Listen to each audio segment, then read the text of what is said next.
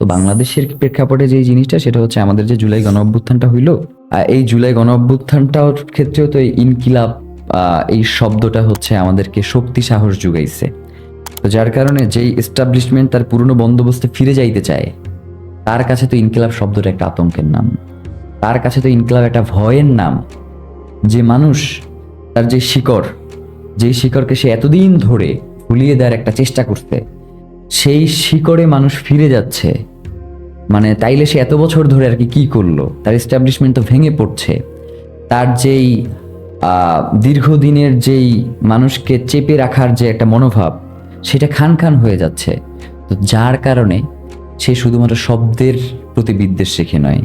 সে মূলত এই শব্দের আন্দোলনকে ভয় করে তার যেই নিজস্ব চাপিয়ে দেওয়া মনোভাব, সেইটা যে আস্তে আস্তে করে ভেঙে যাচ্ছে, সেইটাকে ধরে রাখবার জন্য